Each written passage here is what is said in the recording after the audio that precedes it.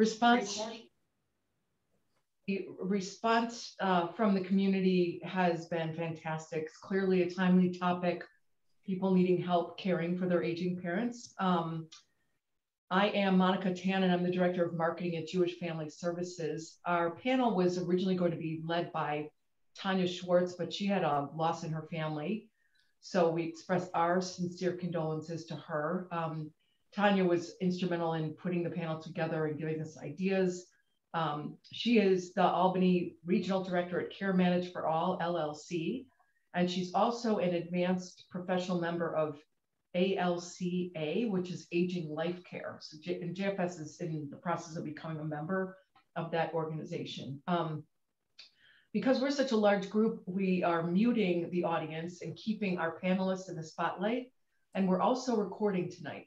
So don't worry, only the panelists will show up on the recording. And here's just a quick note about today's flow. So after I introduce our panelists, we thought we'd jump right into the questions that many of you submitted when you registered for the event. That's also even the best way to get to know our panelists. So it seems like your questions kind of fell into 5 main themes, which happen to align with the expertise of the panelists, so there's no surprise there. Resources, communications, tough feelings like guilt and resentment or grief, self-care, and then making advanced planning, planning decisions. So we're also going to answer your current questions. So as questions occur to you, you can throw them in the chat. We have a moderator looking at them. Even the panelists might grab a question if it's relevant to what they're talking about at the moment. And then we're planning to end at 8:30 unless we're done early. And we'll wrap up with a couple resources and tidbits and what's coming up in the future. So let me get started and do a quick read of some short bios on our panelists. We have BJ Rosenfeld. She's the author of the book, Who She Was and Who She Became, an adult daughter reaches out to her aging mother. I want to credit BJ for bringing this book to our president and CEO, Jane Ginsburg, which began the conversation about bringing a panel like this to the community. So BJ's firm belief is that family is part of who you are and life's too short to lose the connection. That is a quote. So next up is Tara Hempel. Tara is the Director of Clinical Services at JFS. She has 20 years in the field of mental health. She has a bachelor's in psychology, a master's in social work, and she's an LCSWR with the state of New York. At JFS, Tara works with our team of clinicians to bring individual, family, and couples counseling, support groups, case management, and other supportive services to people of all backgrounds and religions. Linda Schrager, also a JFS staff member, is the program manager of our Senior Resource Network. She also provides occupational therapy for the EDDI. She's the author of the book, Age in Place, A Guide to Modifying, Organizing, and Decluttering Mom and Dad's Home. And she's the founder, not co-founder, unless you have a twin, and CEO of At Home for Life, a business that provides home assessments to help seniors safely and successfully age in place. And lastly, we have Alice Rudnick. Alice is the Principal Analyst for New York State Office of Court Administration and Office of Alternative Dispute Resolution. That's a tough one. She's responsible for the Community Dispute Resolution Centers program, which serves residents in every county of New York State at low cost or no cost. As an educator and gerontologist, Alice developed the New York State Elder Dialogue and Mediation Program, which supports valued relationships in challenging situations. And lastly, as a mediator, conflict coach, and restorative facilitator, Alice helps people effectively address and manage difficult conversations and disputes in family, work, education, community, and legal matters. So I'd actually like to put BJ on the hot seat, and maybe you can talk a little bit about what inspired you to write your book, and then we'll hop into some panel questions. Sure, I'd be happy to. Thank you. Thank you all for being here and for your interest in caring and coping with our adult parents as being adults ourselves. I never planned to become my mother's long distance caregiver. I never planned on becoming her caregiver at all. but I fell into that role. Over the years, I experienced a whole gamut of emotions. My, excuse me, my husband was a tremendous help, but I couldn't help feeling guilty that I was doing something that wasn't enough or not the right thing. And one way to help me cope was by writing in a journal. At some point, I wrote an essay about my mother deciding to give up driving. That essay created such a reaction in so many people that I realized I wasn't alone. And so I decided to take my journals that have been sitting on my shelf for the past, who knows how many years, collecting dust. And I decided to write a book about my experience to see if I could help other people, because journaling is one of the main ways that I find to cope. Nice. And that's what happened. Thank you for listening. Yeah, yeah. Well, I think we should just jump right into the questions that participants sent over. So I'm going to put Linda in the hot seat.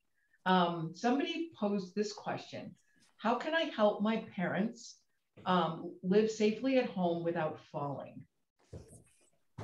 So, well, thank you very much, Monica. And hello, everybody. Glad to see such a great turnout. And of course, that is my interest on how to keep the home safe and prevent falls. You probably can guess that most falls happen in the bathroom. That's sort of a no-brainer. It's potentially slippery. There's wet floors. The space is usually small. And there's a lot going on in there because people are moving from one place to the other, getting on the toilet, getting in the shower, standing in front of the sink. Just for your information, in order of falls, the living room is the next room where falls happen the most. And then the bedroom, the stairs, and the kitchen. So that's just a little tidbit of information. In the bathroom, the problem is there's no grab bars. The walls of the tub are high.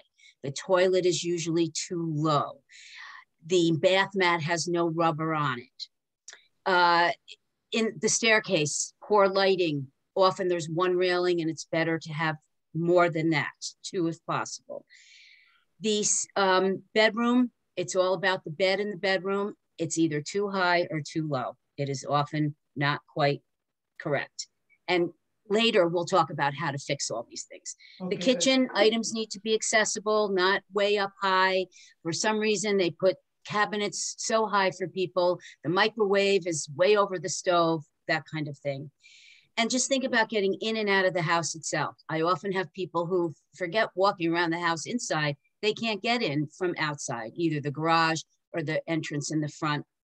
And pathways in the home are often very cluttered. So those are the main areas where falls occur. And as I said, later we'll get back to how to fix those. That's great. That's really helpful. Alice, I'm going to ask you a question that someone gave us, which is, I'm having a hard time communicating with my aging parents. They don't want to talk about it or make plans for their future. How can we get past this? Yeah, thank you so much for asking that question, for whoever put that forward, and for sharing it with us, Monica. It's a great example of there are no easy answers. When you're talking about individuals who have their own idea of how things should be done, they have their own personal rights and issues of dignity and respect and opinions. It is really hard to try and come onto the same agreement, to any agreement, in the best of situations, especially because parents and children are coming from different perspectives of what their expectations are going forward. It's interesting because at about 11 years ago, I moved from a 2-story residence, my home, and found a townhome that was all on one level. And when I shared with my mom, she asked me why I was moving here. I said, well, it was time to be, to make sure that I could be comfortable. I wanted to age in place. And I had gone through these studies in social gerontology with AARP and others. I knew what the issues were. And she looked at me and said, that's really pretty morbid, don't you think? And now why would she think that it was because she doesn't want to admit to her limitations either? And she didn't have many limitations, but those that she did have, she was not as focused on addressing them. For me, it was a matter of universal design. So that's just an example of, different expectations. How do we have that conversation? But that's how we have the conversation. It's starting it on something that is not so threatening. Right. So I wasn't saying to her, I wasn't initiating the conversation of, it's really time for you to, let go of the house, Mom, and, move on to a one floor. I wasn't telling her what to do. I was asking her what she likes about her place, because eventually my mom did live in an apartment by herself until she was over 90 years old. And only then did she start to have assistance in the apartment, and moving her to a different living arrangement was not easy. It was a challenge, but it was a challenge because it wasn't, okay, we're going to do it. There were conversations gradually over a period of time, noticing things. You're spending more time alone, Mom. Are you sure that's what you want to be doing? How can I make it better for you? And it's really adjusting, balancing between that idea of risk and autonomy. And we're all doing it. As Linda was saying, we all do it in different ways in our lives. And I'm sure that we'll hear more examples of that as we go through the evening tonight. Yeah, that's great. I hope whoever asked that question found that helpful. If I could just jump in very briefly. Sure. One of the main things I wound up doing with my mother was she kept calling and complaining that one of the 3 toilets in her condo wouldn't flush. So we kept telling her, don't use it. That lasted a day. And then she kept calling, and she just became so frustrated with all of this that she agreed easily to move somewhere else. But it was basically, she brought it on herself, and she finally realized, okay. Right. I like it. It's better when somebody comes to their own decision. Always. Yeah, right. Yeah. I have a question here that probably BJ and Tara can answer. Somebody wrote in, it's so hard to watch my parents age and become frail. I feel like I'm already grieving their loss. How can I cope with this? Do you want to go first, BJ, or me? Yeah. Whatever you prefer. Feel free, Tara. Sure. Yeah, it is hard. You are grieving. It is what I refer to and many others as anticipatory grief, meaning you're already noticing the things you're losing. So although that person is still here, you're noticing changes in their mood, in their behavior, in their physical abilities. A great example was shared earlier about that decision, BJ, with your mom's decision to not drive. That's a huge loss that changes a lot of things about that person's life and your life and your family's life and your children's lives. So with every change comes loss, and it is okay, and not just okay and not just normal, but healthy to grieve those changes and grieve those losses. So it is a bit of a roller coaster, which the question is, how do I cope with it? And the answer would be to welcome those feelings, which is hard. We don't want to welcome guilt. We don't want to welcome shame. We don't want to welcome pain. But when we ignore it, if I can use the metaphor of, if we ignore it, we're sweeping it under the rug. And what ends up happening is that bump in the rug gets bigger and bigger and bigger to the point where we're tripping over it anyway. So if we try to ignore it, there's going to be a point where we can no longer ignore it. So it is best to welcome those feelings, say hello to those feelings, journal about those feelings, talk about those feelings, process those feelings. That is how I recommend, and many others recommend, coping with it. Yeah, that's what I'll say for that. Thank you. Okay. BJ, do you want to add on? Excuse me? Do you want to add on to that? Yeah, I totally agree. Talking to other people who might be going through the same experience can help considerably. Even if it is just, this is what's going on with me. who had this experience? Because we all have parents, and we all start to recognize in ourselves our own limitations. But that's another reason why I strongly suggest taking notes. It doesn't have to be a full-fledged journal. It could just be carrying an index card with you, or a piece of paper, or dictating into your phone. This is driving me crazy, and write down exactly what it is that is driving you crazy. Or you could just write down 1 or 2 words, as with my mother, toilet. And as crazy as it sounds, it can help, really. Besides, we are all human, and we share so many of the same experiences. And the best thing anybody could realize is you're really not alone. It's tough. Yeah, it's helpful. There was a great study done, and I'll just add this very quickly as a science-y kind of person, that they took one group of people that journaled every night, everything they accomplished during the day, and another group of people that journaled everything they wanted to accomplish in the future. And they were anticipating the group that journaled everything they accomplished would have less anxiety, would feel better about themselves, feel more accomplished, more happier, and could sleep better. And the people that wrote the giant list of tasks, of chores and things they needed to do would feel more anxious and not be able to fall asleep. But they found the exact opposite happened. And the reason is because when we write down things that are stressing us out, that are worrying us, it gives us permission to let it go. We're not going to forget it. It's on paper. It'll be there in the morning. There's nothing I can do about it tonight. So it gave them permission to just put it aside for a moment, not sweeping it under the rug, but just putting it aside for a moment so I can sleep, and then I'm more well rested to dive in tomorrow. It's great, helpful. I want to ask Linda to answer this question. We have several people who wrote in whether they live afar and their parent lives in Albany or vice versa. They said, we live here, our mom and dad live in another city. How can we best secure resources and help them from afar?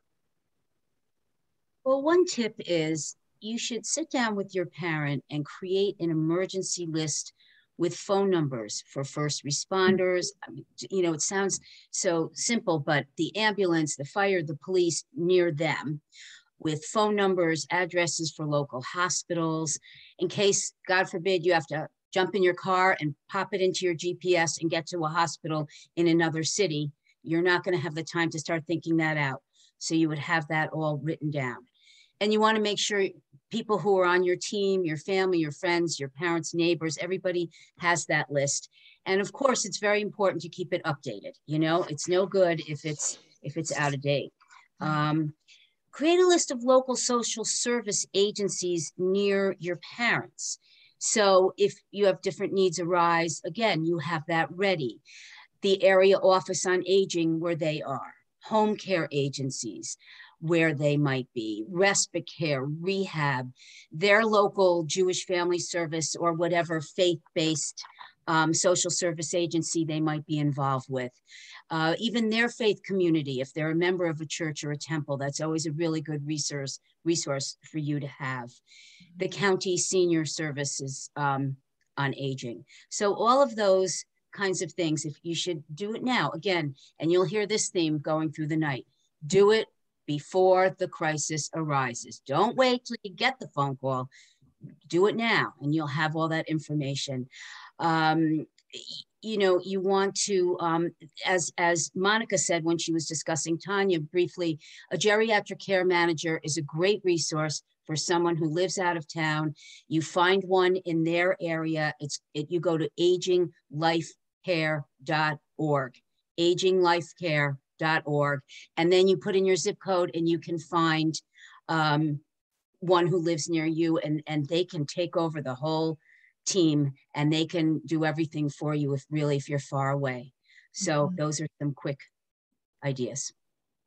And I'm kind of mirroring what Alice said earlier, which is maybe not start with what's the nearest hospital, mom, but maybe something lighter like, could I have your neighbor's number just in case? And then next up on the list, could I have your doctor's number just in case? Like sort of start slow before you get all the way to the hospital near you. Yeah, I'd say too that starting it as in that way takes the urgency out of it, and it also makes it into small pieces that are digestible. Yes, it makes sense for you to know my doctor's name and phone number in case something happens when they're visiting you. Mm-hmm. There are lots. It's not just we should probably all be doing it. These are universally smart things to do, not just for when you're getting much older. And I think that's part of the normalizing it too. It's not just because of your age, it's because we do live apart. And I don't know all of your doctors. I don't know your neighbors anymore. And it would be helpful. It would make me feel more comfortable, Mom, if I at least knew who to contact. And just jumping on that, sorry, Alice. No. Also remember to make sure all of the HIPAA compliance is in order. If they haven't put you down as their person, you can call their doctor in the hospital until you're blue in the face. You will get no information. So all of those forms, it's very important that they're up to date.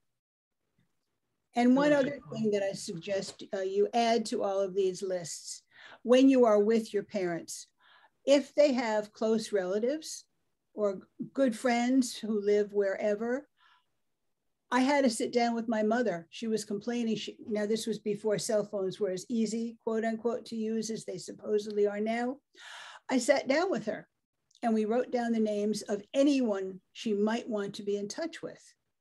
Mm-hmm. A friend, not just a neighbor, but someone, she said to me, I can't call them back. So if you put the phone numbers for them, for your parent to call in a easily accessible place, in the right size font so they can read it. Mm-hmm. And you might want to put it in more than one spot. And remind them, this is just to help them have a better day. Right. And someone commented in the chat, the parents' doctors and their passwords, like if they're on a portal, mm-hmm. to have access to your parents' records through a portal. We were talking to Alice. I'm going to actually continue with Alice because this question came through. We're trying to come up with housing options for my parents. How do we get everyone on the same page about where my mom or dad should live? Mom and dad or dad. Right. And I think it's really about having the conversations again. And it's, sometimes you don't have a choice. When my mom had a stroke, it became kind of urgent that we figure this out. But having those conversations when it's an emergency mm-hmm. is not the best time to be having those conversations. So even talking ahead of, bringing siblings together or family members together, it could be spouses as well, or grandchildren or cousins and aunts and uncles. It's, I'm concerned. I feel like we don't have a plan. We don't know what to do.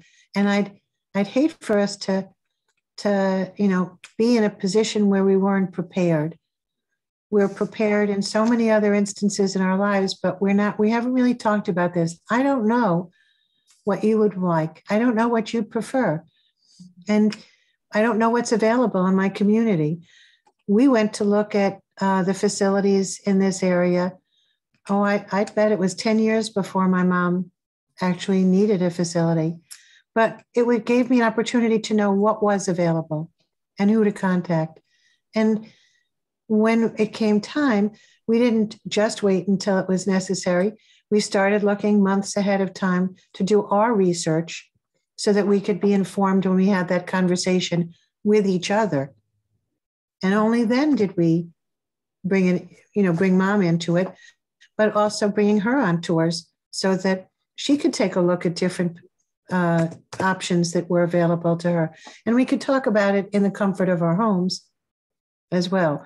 So it's not a one-time conversation.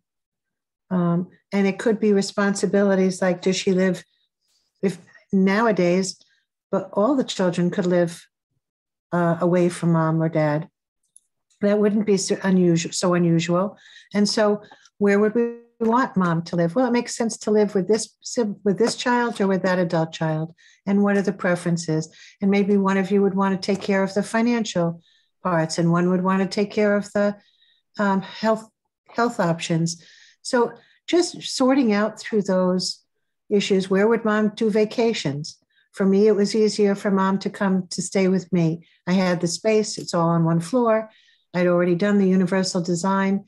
So it worked out really well. She could no longer do the stairs. But before that, she could visit either of us more, easily enough. So I think it goes back to that. What's the relationship? I say that siblings, adult children have enough difficulty planning a holiday party together. Whose house is it going to be at? What are we going to have to eat? Who's going to bring what? This is much bigger. This requires more thought in advance planning. Somebody wrote in the chat, I'm going to read it because not everybody has their chat open, but it says there's a book that's called The Peace of Mind Planner, and it's also published as I'm Dead, Now What? The place to record every possible bit of information your parent might need to share with you. So again, the title is The Peace of Mind Planner, if anyone wants to fetch that book before the difficult conversation. Right. And like Linda said, my rabbi called it the God forbid file. I like it. Right. I have a question for Tara that came up. How can I manage the stress of being in the sandwich generation? The priority of caring for teenage children versus an aging parent. Right. What is the priority? And I think the answer is all, right? All of it is the priority. How do I prioritize what is most important when everything is important? Or it's getting to the point where everything is a fire, everything is a crisis, everything needs my attention. So I instead would try to ask myself the question, what can I delegate to someone else? What can someone else help me with? Who can I ask for help? And because a lot of times in these situations, we do have friends and family reach out and say, what can I do? Is there anything you need? And what's the answer? We always say, no, we're fine. I'm just really stressed out, or there's just a lot going on right now. I'll talk to you later. But instead it might be like, hey, I really need help finding someone that can mow my lawn because I need that extra time this Saturday. Or, you know what? I know it's already 6 o'clock at night, but we got to eat something. It's mac and cheese. That's okay. Or fast food or something. It's okay. It happens. You are one person. You can't do it all. And here you are in a situation where you are expected to do it all. There is not enough hours in the day, and there's only one of you. So instead, I would try to change the question to, what else can I ask others to help me with? Or what else can others help me with? It takes a village. It really does. If I can add to that, a friend read my book, and her main comment was she was very pleased that I was able to salvage myself. Mm-hmm. So if you give some thought to that, it can mean a whole lot. Yeah. Preserve yourself. Yeah. Do, right? Yeah. Somebody once said, be your own best friend. That's what you got to do. Right. No matter how hard you try to be all, do all, everything, you still have to eat. You still have to sleep. Mm-hmm. Otherwise, you can't do anything. Right. And we have to keep reminding ourselves. And when the plane is going down, they say, put on your own oxygen mask first, because that puts you in a position to better help the person sitting next to you. So if you are taking the best self-care of yourself first, you will be able to better support your aging parents, your own children, your partner, whoever else you're helping. It doesn't mean ignoring the other people. That's right. Right. That's right. Linda, many asked about this too. I need so many resources for my parents. home care, meal delivery, social connections. Where can I turn for these resources? And some of it JFS. Question on the whole thing, JFS. Right, except for home care. But you know what, we laugh, but it's true. JFS created the Senior Resource Network a couple of years ago, you know, really looking into the future and realizing how important this subject is. But we literally, and my colleague, Clara Simon, who I couldn't do any of this without, the two of us field these phone calls all day long. And because you would think, why doesn't everybody know these answers? But especially when you're from afar, but even if you're local, it's just hard to figure it out. So, you know, that's the simple answer, call us and we'll help you. But I just thought I would share, you know, some of the biggie is home care aids, is home health aides. And as we all know, there's a huge shortage throughout the country. It's a very, very serious situation. So, you know, I can send you the list of home care agencies locally, or you can get them from your parents where they live. But it's going to be hard to get aides. So a little trick that I tell people, if your mom or dad is in the hospital or in rehab, you usually bond with the aides who are taking care of them. If they have a few favorites, and they always do because some aide loves your mother, get their name, have a little chat with them and say, hey, look, do you ever do private home care? Now, many of them are not supposed to, depending on where they live, but whatever, that's their thing. Many of them want to do this because they need the extra money. So get their name, get their number. You already know them. They're certified nurse assistants. They already know what they're doing.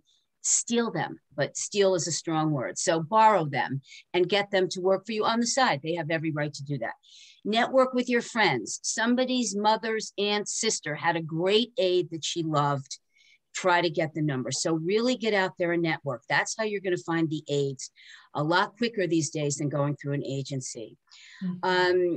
You know, there are many things. Of course, I get questions. I refer people to the Alzheimer's Association often, and that you can get online. And of course, we can give you all that information.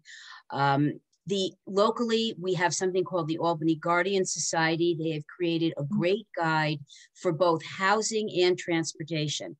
I could always send you the link, but you can go on yourself and look. It's really great. And they list most of the facilities locally and independent living, independent apartments, and all the different transportation options. So again, that's the Albany Guardian Society. Mm-hmm. New York State Caregiver Guide, just Google New York State Caregiver Guide. It's a great guide. It really talks you through the nitty-gritty of getting yourself organized, knowing what you need and how to find it. Mm-hmm. The Albany Office for Aging, you know, I'll always tell the person, if wherever you are, go to your senior service office for where you live and try to find that. Eldercare.gov is a great way to look into facilities. If you're starting to look, and if you're getting into the nursing home situation, they rate them, they describe them, you put in your zip code again, and you can find out information. Know about a home rehab, home care agencies, not for aides, but for rehabilitation, nursing, OT, PT. That's a good thing to know, because if, just so you know, your parent doesn't have to go to the hospital and come home in order to get home care. Your primary physician can order it, and that's a great fix for everybody. I am an occupational therapist. That is what I do when I'm not with JFS. And that's a great way to get a therapist into the house. Anything, balance issues, gait disturbances, they're not dressing, bathing, grooming like they used to. It doesn't take much. Your primary doctor will write you an order. You'll get all of these people in there and with eyes on your parent, and it's a great way to get started. Mm-hmm. Wow, so much information. Somebody's asking in the group about sending links after. We will be sending all the participants email asking after the group here to fill out an evaluation and to talk about a support group we're offering. It'll have a few links, but I think what we'll do is gather all the ones Linda suggested and send out a second email with the links to all the organizations, because that was quite a list. So, and just a quick thing, because I saw it in the chat, Rabbi Gordon asked about having a geriatric care manager, do you look for one where your parent lives or where you live? You look for one where your parent lives. Mm-hmm. So you go online and put in their zip code and find someone near your parent. Right. Now, a question. Linda, I believe this is for you. If you have a parent who lives in a state that doesn't seem to have all these support services, and you yourself live in New York, if this person contacts you, your office, or JFS up here, would you be able to give them guidance for the other state? Not as easily. We get calls all the time. Is this Yeah. Jewish Family Service? Where do you live? In Long Island. Oh, sorry. No. We are more familiar. I could talk you through just like I just did. This is what you need to look for near them. But I don't literally have the, every little contact for somebody who lives in Cleveland. I just don't have that ability, but we can go online. We never turn anybody away. Clara and I always say that. If they say they're from Long Island, we don't say, well, sorry, goodbye. We say, well, let me help you try to find out. And yes, as Jane just said, there's a JFS network, and you can go into that. And then again, we'll send you the link if you don't see it in the chat. And then you can put in your zip and get as close a JFS as you can to your house, to their. That's critical information for anybody who's watching. Right. Thank you. And thanks for the internet, right? I mean, this conversation would be very different 25 years ago. Mm-hmm. So I'm going to flip over to, if we're done with that, flip over to Alice again. So how do I start? This is again, it's probably, Alice is going to sound like a broken record, but people want to know this. So how do I start the conversation with my parents about their estate? I need to know if they've even discussed it with each other. Right. And this is often an issue because for everyone, because with blended families, family relationships changing, oftentimes there may have been a will, but it may not have been updated to current status and relationships and situations. So it may start with your doing your own, getting your own will up to date, and in a conversation with your parents, talking about how you were advised to do it for yourself, and asking them for advice. What did you do? How did you handle it? We're often thinking about what we have to do for our parents, like they don't know. And that's really not, it's not recognizing the experience that they bring to the conversation as well.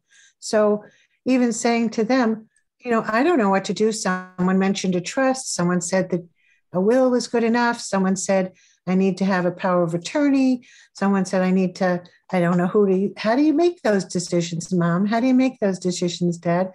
What have you found successful? Who did you go for advice? How did you make those decisions?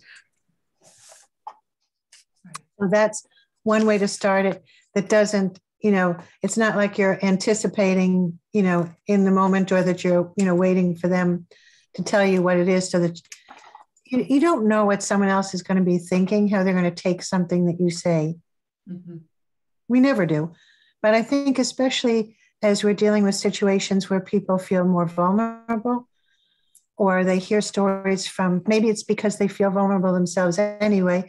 Maybe it's because they heard from a friend, or they read something online about a child that took advantage of, or fiscal fraud, or, all these different issues that can make them afraid of even thinking about setting up a will, because they don't want to do it wrong. Or maybe they don't want to affect the relationship they have with their children by saying, well, we were going to have Joey do this and Sally do that. And they don't want to start an argument because they depend on the relationship. It's so important to them. Right. Does anyone want to add to that? Okay. This sort of came up, but it's a twist. This is BJ. I wanted to ask how you would respond to this question. he or she writes, I feel overwhelmed often with how I get pulled in so many directions, and I don't want that to impact the assistance I give my mom or my relationship with my husband.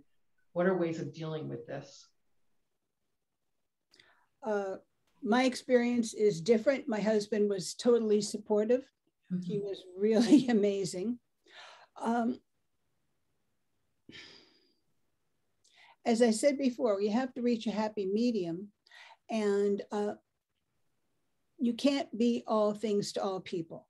Mm-hmm. So I suggest that you sit down with yourself, make a list of things that you think absolutely you have to do as a caregiver. You must. Right. Share those with your husband and say, this is what I see that has to be done. Would you be able to help me with any of these? Mm-hmm. See if you can include your husband in the caregiving, and that might ease up some of the tension between you and him. If he says, no, I can't do any of those things, that makes it obviously extremely, extremely difficult. Mm-hmm. But is there something going on in his life that is causing him to react that way? Mm-hmm. Right. Does he really need you now more than he ever has? And that's something you may want to explore with him. Mm-hmm. I'm a firm believer in trying to talk things out, if at all possible, and being a good listener to your husband when he says these things. Are there certain things that he is complaining that you are doing with your mother that's taking away special time with him? Can you and he plan some special things that you two would do together, mm-hmm. and find some other way for your mom to be, or your dad, or whoever you are a caregiver for, to be taken care of while you two have your special time? Right. No, yeah. Something that brings up for me too, BJ, is that when caught in that sandwich generation as well, having children, even adult grandchildren, write a card to grandma, grandpa, or younger children do an art project, and then it's art time for the kids. Maybe it's write a poem or do something, could make a card, but it's an activity that you're doing that's serving both parts of the sandwich. It's giving the kids attention time for doing an art project with you, and it's something that's going to be sent to grandma and grandpa, and it's building that bond between them too. So it's multitasking in one sense of it, that one activity is serving and giving you a break because everyone's quietly busy or sharing ideas and engaged in something that's productive and helping you. Mm-hmm. Mm-hmm. When I find someone, yeah, go ahead. Yeah, if you don't mind, please, just very briefly, when someone is upset or overwhelmed, and this goes for anyone, a friend, family member, partner, I find that it's really helpful to ask, do you want support or solutions? Because those are two very different things. And sometimes we're just looking to vent, to talk about it. We like I process by talking about it with someone. That's how I make sense of what I'm feeling and what I'm experiencing, and it helps me understand it.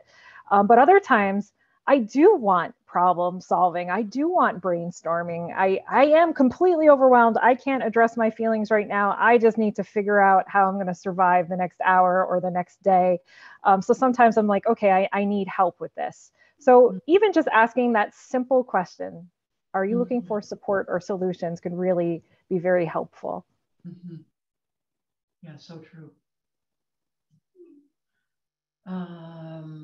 Okay, let's see. I'm going to stick with you, Tara. So someone wrote in, guilt is forever present in me. I feel like I'm not doing enough for my parents, and I also feel guilty for resenting how much time they're taking up in my life. Help. What would you say? A lot of big words there, guilt, help. shame. I think that's a theme tonight. There's a lot of pressure on everyone here. And all of us are feeling like either we're not doing enough or we can't do it all, or how do I do it all? So if we could all do this together, just a really quick activity, if you don't mind participating with me, if you could put your hands on your heart. And again, I'm a science person. They have found in studies, when we put our hand on our heart, what we fire in our brains and the chemicals that are releases are very similar to when we receive a hug. So this is a very quick way to ground yourself. Notice how fast your heart is breathing. Notice your breath.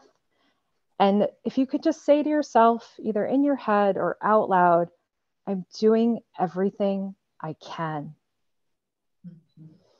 And take a slow breath.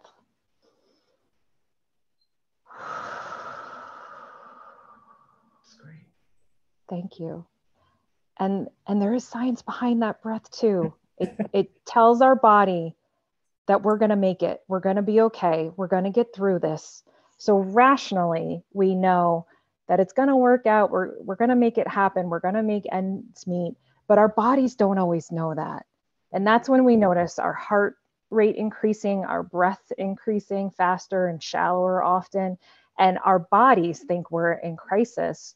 And we're trying to slow down our brains while our bodies are saying, no, this is crisis time. Go, go, go, go, go. So when our bodies and brains aren't in sync, a lot of terrible, awful things happen. So rationally, we might know that it's going to be okay, but our bodies are saying otherwise and sending another message. So taking a deep breath if you can, taking a moment, taking a pause. It's not going to change your life, no, but it helps you get through that moment, that day, that hour, whatever it is you're struggling with, especially with those big emotions like guilt and shame and just being overwhelmed, or just, I have nothing left to give. Those are all really, really big, hard feelings to work through. So be kind to yourself. Know that you're just one person. There's only 24 hours in a day. Practice as much self-care and self-compassion as you can. And self-care is not just getting 8 hours of sleep and feeding ourselves and drinking water.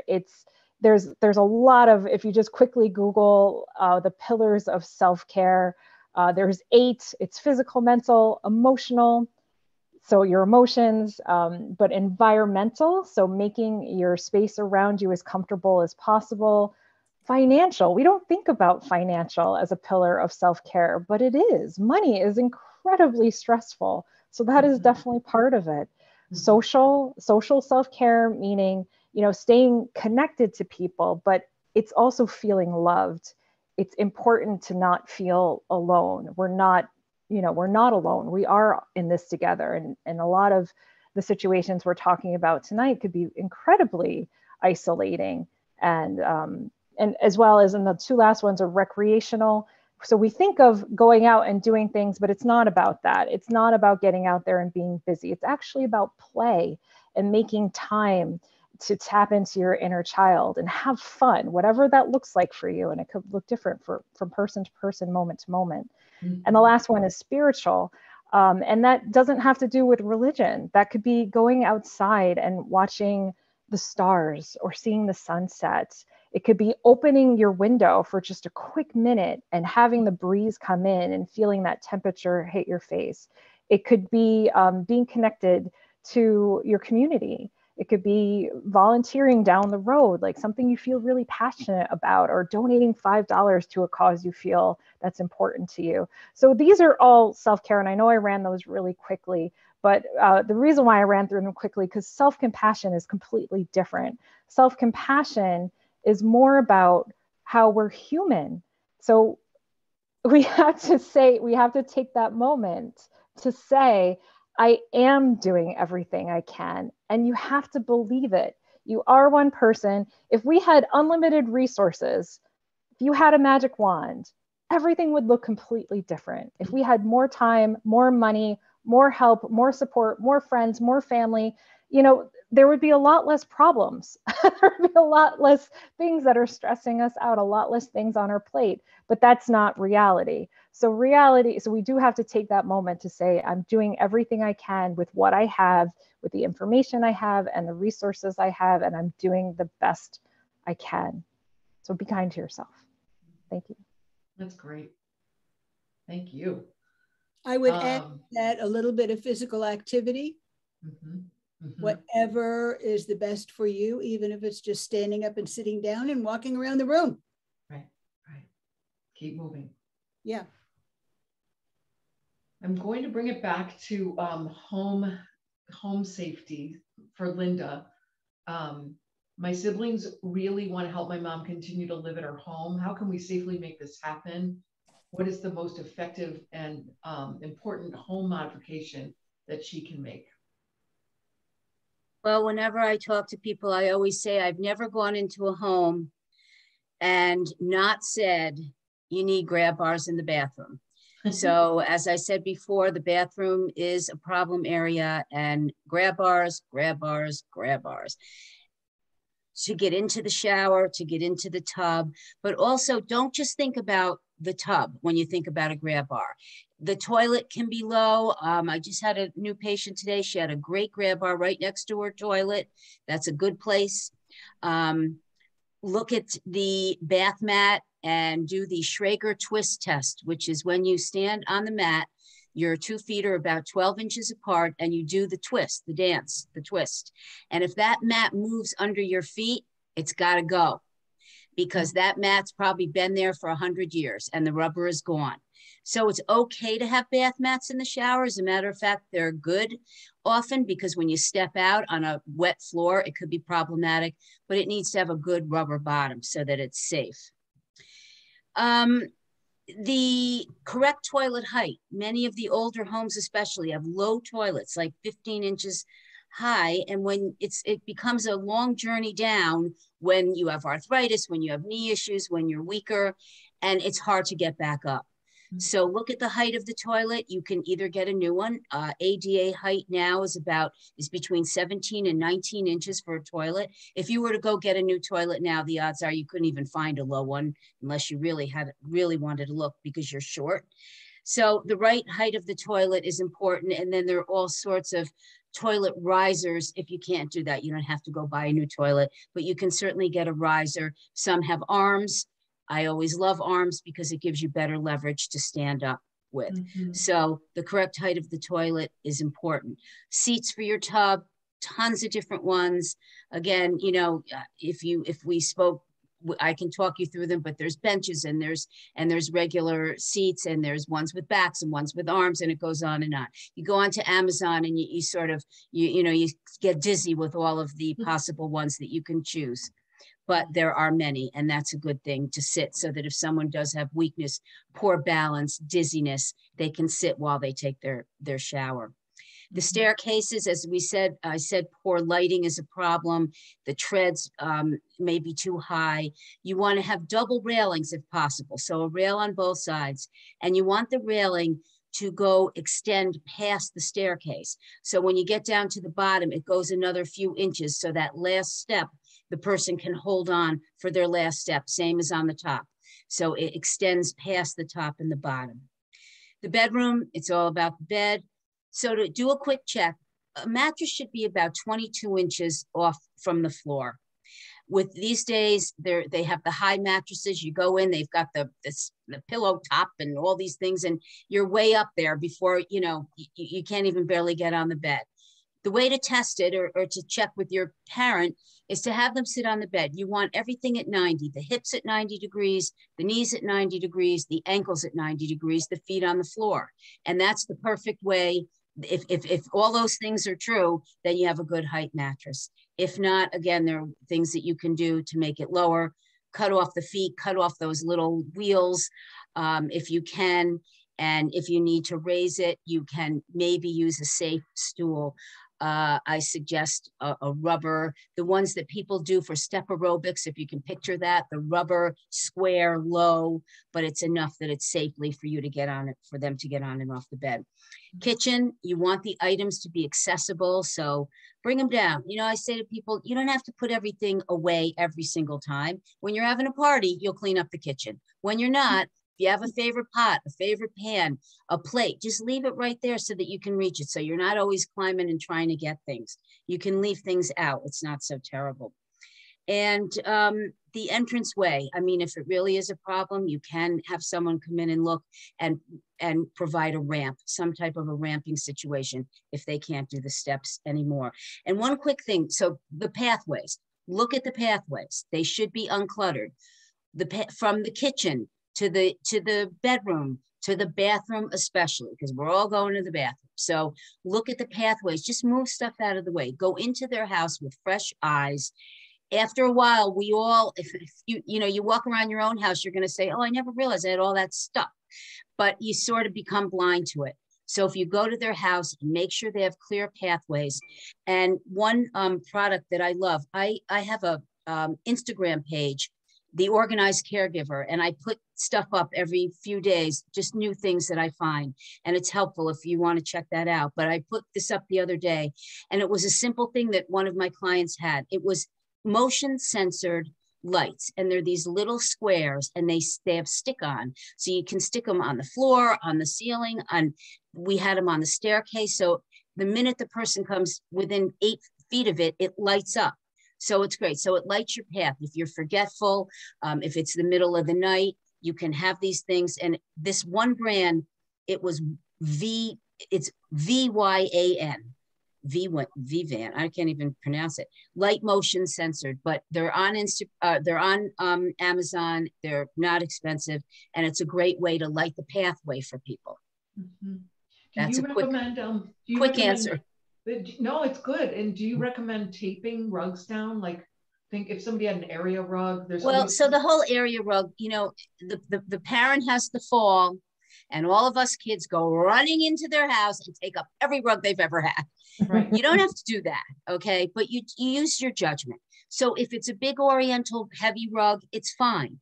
What the problem is with the big ones, though, if you look, is the frayed edges, the decorative fray. Because then if they have a walker or a cane, sometimes that can get caught up. So you need to look at that. There is sort of two-way tape for carpets, yes. And if it's a smaller one, but they have to have it, you can do that. But sometimes, those only work for a little while, and then they start sliding again. So I suggest if it's something they love and adore, maybe put it under the dining room table so they can still look at it, but they're not walking on it. So get it out of the pathway, but you can maybe keep it. And sometimes they're just unsafe, and you have to say, guess what, Mom? That rug's going, because you're not going to fall and break your hip. Right. Does anyone have anything to add to that? Okay. So there's a question that came in that seems like it's a Alice and Tara question. Word for word, how can I deal with my older parents who don't tell the truth? I don't know what they're not telling the truth about, maybe about their health, maybe their finances, but how to deal with parents who aren't telling the truth. So one of you want to kick that off? Sure. One of it comes to mind because in conversations that I've had with some seniors when at meetings, and I'll tell them about the elder adult dialogue and mediation and the community dispute resolution services, and they're very interested to hear about it. And many times because they've had a contractor that they arranged to do something in the house, and it didn't follow through. It didn't come out the way they wanted. And they want to get what they were looking for.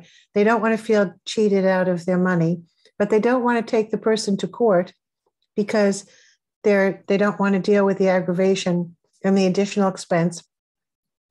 And they don't want their children to know that they may have had poor judgment, because that's how they feel that it might be interpreted. Like, Mom can't handle her stuff anymore. Mm-hmm. Or if they're not telling that they missed depositing checks, or a check bounced, or something, they're having trouble with their neighbor, they might not let their children know what's going on because they're concerned that they will be judged as being less competent, less capable, and less effective, and that their children will A, worry, B, start planning where they're going to be placed, and jump to conclusions that are uncomfortable for them to deal with. So I think those are some of the issues. I know with some people that I've spoken with, their parents don't tell them when they might be even have an illness, be sick or be going to see the doctor, because they think that they want to handle it themselves. When it's necessary, they're more likely to. But for the everyday things where they might be scared, but they don't want to frighten their children, or they don't want their children to swoop in. Again, they might not tell what a problem they're having with one sibling to the other sibling because they don't want to be divisive. I say that if there's one thing that I am pretty confident about in this world of not knowing, it's that parents don't want their children to be split or estranged from each other because of something that they are doing or something that they've said. So with that in mind, that relationship being real important, they might not be honest about something that they're questioning one of their children is doing. Whether it's, I'm not quite sure how Susie is handling the checks for me. But they don't want to instigate something that they'll be sorry that they did before. We've gotten to the point where we'll see, I'm on the elder abuse task force in the state, and have served in different capacities. But one of the things we found is that older adults are even more hesitant to report abuse from a relative because they don't want to lose that relationship. So that's a precarious situation. It's serious, it's dangerous, but there are times when they will not disclose, or they will, protect their children from the truth.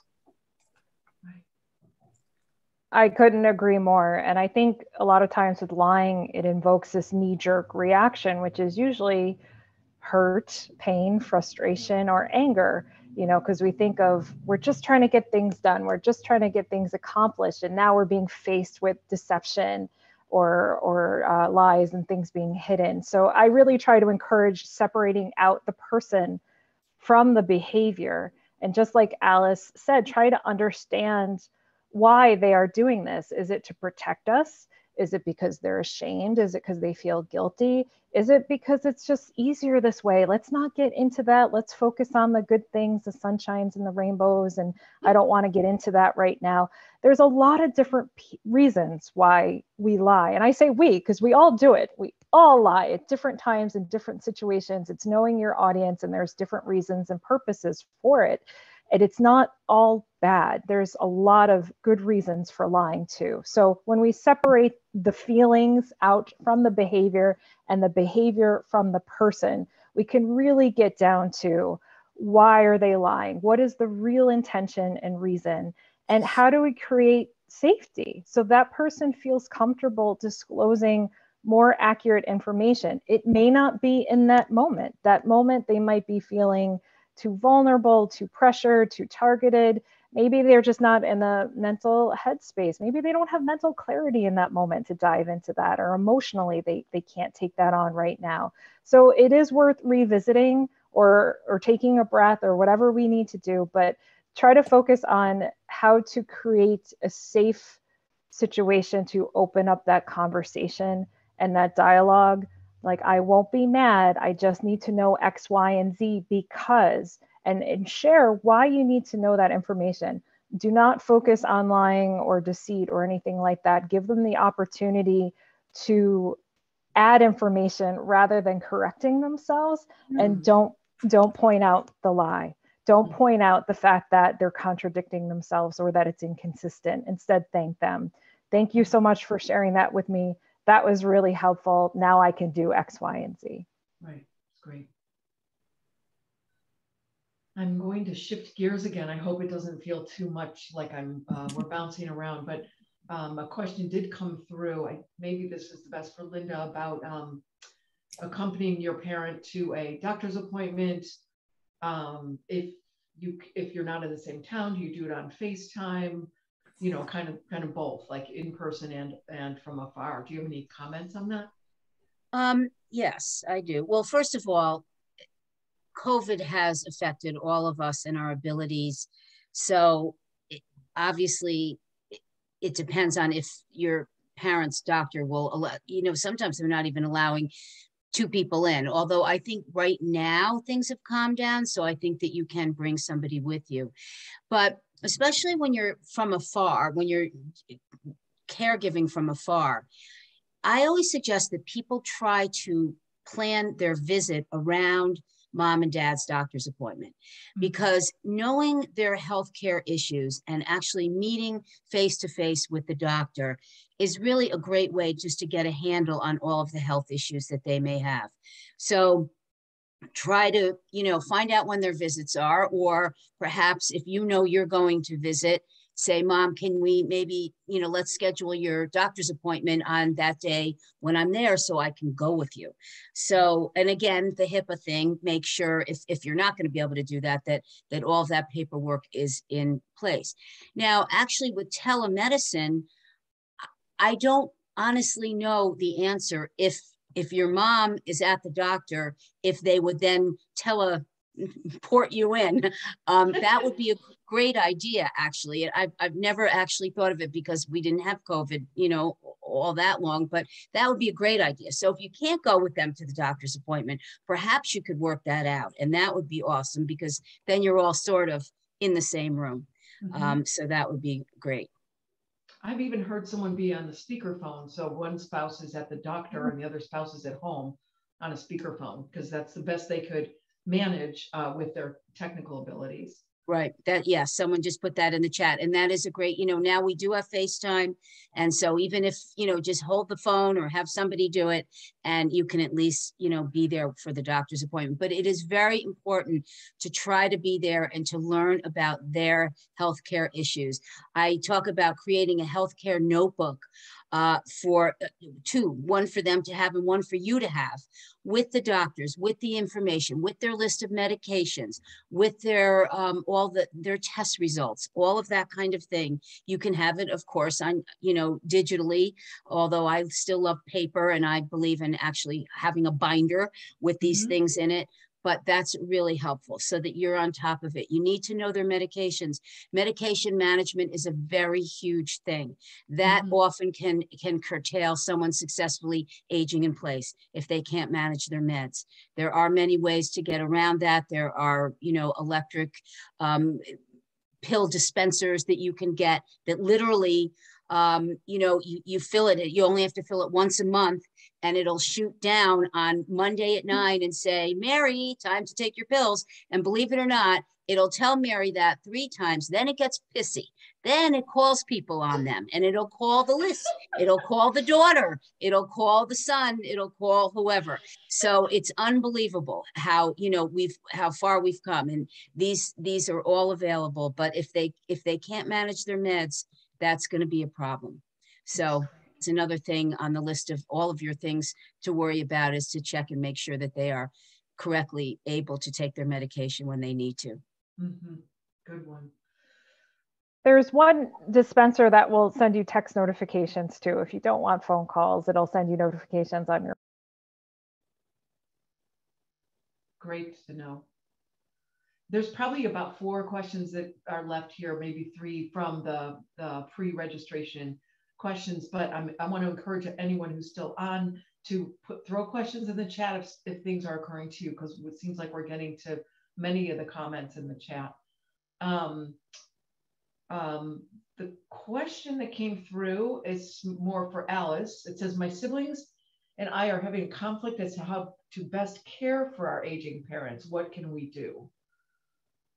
Yeah, I think that's very similar to the question about housing arrangements and living arrangements and all. I think my suggestion is doing it from a proactive place of what would you like to have, and from a positive perspective of going towards what would you like, what is it you love about your house? What is it you love about how the day? You know, what are your favorite days? What are your favorite activities? that way there's going towards something. Well, you like to swim. Well, you don't get to do that much in this arrangement that you have here because you're not able to get to the beach or to wherever. Maybe it would be time, we can go look and see at these centers, these residential arrangements that have swimming pools or have other activities that you like. I have a friend who's living down in Florida. She's had a winter place there for a long time. And she just started to be part of the activities in the community because it takes a while to warm up to them. I guess maybe years in this case. But the idea of having that conversation with your parents and with your siblings, like it's not something that you're afraid of. And I think that's a big part, is that we don't look forward to having these conversations. But one of the ways to do it that I think is very important and very interesting as well is that when you look at, when we think about estates, we think about finances. But what about the candy bowl or the cookie jar or the mixing bowl that you got from, where did this come from? Why do you have this? And I know we have a joke of, we make the meatloaf in 2 pans because we didn't have one big enough. Grandma didn't have one that was big enough. That's what we have a tradition is. But there are so many people who don't know why an object was important to grandma or grandpa or mom or dad. And having that kind of history to pass down is a huge gift that we have fewer and fewer of in this world that we live in. So to be able to say, that brush with the tortoise handle or the silver handle or whatever, that was your grandma's. And I used to love seeing her watching her brush her hair. That gives a whole nother dimension to something that's just a material object. Mm-hmm. And think about how many times your parents, our parents, are living with something that we're so used to seeing, we don't even know where it came from or why it's there. Right. But that's a way of engaging them in a conversation that's very soft, very natural and organic, and the conversation comes out of it. Right. Why is that important to you? How is that important to you? Gee, I get a whole nother idea of it now. I know my mom had collections that she wanted us to appreciate, and we didn't. Right. They weren't something that we wanted, but there were things that we could engage her in talking about. And that was really meaningful to her, to have more to our relationship than just her caregiving. Mm-hmm. That was a true loss for her, when our relationship was when our conversations were not so much about the books that she'd read, and she loved to read, but they became more and more slanted towards her health care. Mm-hmm. That's great. My younger son lives not that far away, and my other son is in Israel. So the one in Israel doesn't really have much input about this situation. However, my younger son says, he's not sure. He and his wife, every time they come to our house, he and his wife try to decide which size dumpster they should get for clean out our home. And do they need a bigger one for her parents who live down on the island or for up here? That's the standing joke. And I will tell you that it's funny, but I do think about it because there are things that are valuable to me. And I have to keep reminding myself, okay, they're not going to be valuable to them. And I have to remind myself, that's really okay. Right. Yes. Mm-hmm. But sharing the stories about the things, I think, is as much, if not more important than the things. Right. Because I know that there's a story. Every little thing, there's a story about how that came to be in our house. Mm-hmm. And those are great stories. That's your history. That's like their journal. And not every conversation with your parents have to be about healthcare and trying to finagle the doctor's phone number from them. Right. Right. Now we also had. Go ahead. I didn't mean to interrupt. Oh, I was going to switch gears. Go ahead, though. Okay. Yeah, I also had photo albums that were my mother's of the great long lost whomever. Mhm. And initially I had her identify who everybody was. Right. And during COVID, I realized, how many photo albums do you really need? Mhm. So we went through them and discarded so much that was really, we felt, unnecessary. Mhm. And will younger generations be disappointed? I don't think so, because it's less for them to be concerned about. You could also scan them. Absolutely. You can scan the photos. So an entire album, shelf of albums and pictures fits on a small disc that you can have, and you can make copies of them and share them with other relatives too, which is a great gift. Mhm. And you can easily go through them. It's so portable. If you can put it on your laptop, that you can take it with you to visit. And again, go through the pictures and talk about the relationships. And all that stuff also builds the cognition. It's not just the connection, which is enough in itself, but it's also keeping them actively engaged in talking about what's going on, what were the important relationships, why were they important, what they learned from them. It's that those are precious, they're priceless. So I want to go back to, somebody did submit a good chat question. It's about her 90-year-old mother who won't take suggestions to put in safety devices or wear the life alert necklace because it makes her look old. And so what do you do? Do the children just wait for an event to happen, a bad event, obviously, or do they keep pushing? Mom, you really need grab bars, or Mom, you really should wear this life alert. How would you approach that? Maybe Linda or Tara? Well, I can start and then I'll hand it to Tara. First of all, I'm glad the Life Alert came up, because as I've been sitting here, I was thinking about that I forgot to say that. And Life Alert really is an important thing if someone lives alone. It's very helpful because, especially if they're long distance. You can wear it as a necklace or a bracelet. So if it's not, they have a choice. It doesn't have to make them look old, because it can be a necklace inside their shirt and no one's going to see it but them. So that could be the answer, or, a bracelet. But Life Alert really is a good thing to have.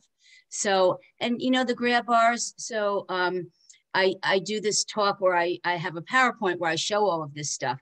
And I was asked to go actually back in the day when you could do that, to Florida, to the ladies on the West Coast, a Jewish organization. And I knew my audience, okay? And so I brought these beautiful pictures of these gorgeous grab bars. Like, they're in lucite and they look like art. They seriously do. I mean, you can, there's a company called Grab Accessories and Great Grabs, Great GRABZ, and they're really great.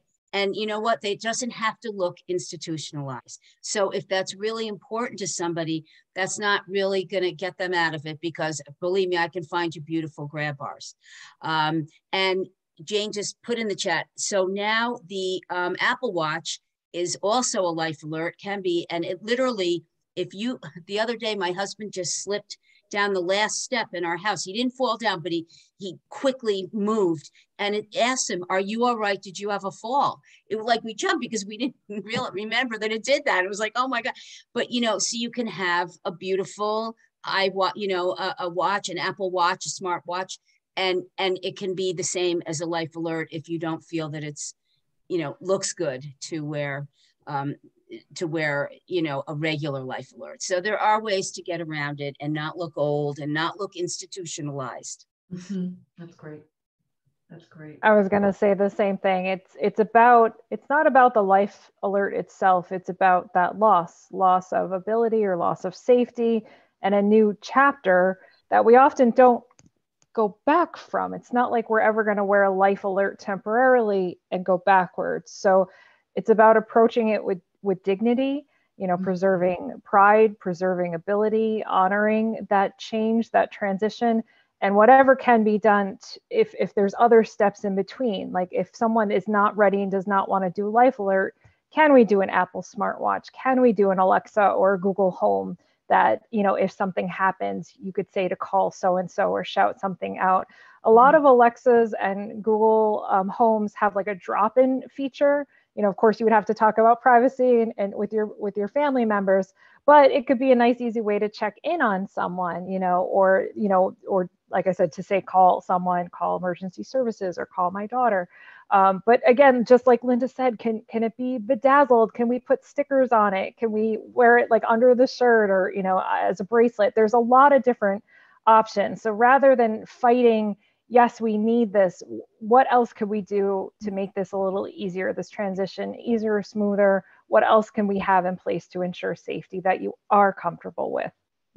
Let me just add to that for a second. It's a very low tech way to do this. And I'll often say this to my patients. If you don't want life alert, you're going to take a shower.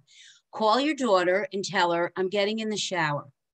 And then when you get out, call her and tell her you got out. It's just that simple. If you tell her you got in and 45 minutes goes by and you didn't call her back, then she knows there could be trouble. So it's a very simple way. Check-ins are really helpful. You can say, Mom, here's the deal. Okay, you want to live alone? You want to be independent? I want you to be independent. This is what we're going to do. We're going to call each other every night for 5 seconds, just so that I hear your voice. I know you're still alive. And you know what? It's just that simple, but you can do that. And it's a good way to keep an eye on someone. And a life alert is really, if you just look at it in a different way and reframe it, it can be freedom. You can go around the house. You can go, they have them now with a GPS, so they can check you wherever you are. Go shopping, go to the mall, go get in the car and drive wherever you want, because you're going to have this on you. And God forbid there's a problem, we'll know about it. So look at it as freedom, not as going the other way. Right. Such a good point. Wow, this was really rich. Thank you, everyone. I think we'll wrap. I want to remind everyone that JFS is here for you as a resource. We have other team members at JFS who also have expertise in aging and helping people age in place. We encourage you to go to our website, and there's going to be a follow-up email hopefully tonight, and it'll have a list of all of JFS services as well as the evaluation and an upcoming support group, which I want Linda to talk about in a second. But we also have services like counseling, as you could hear from Tara, grocery and fresh produce delivery, transportation for seniors, case management if you just need help with forms and navigating entitlements, etc.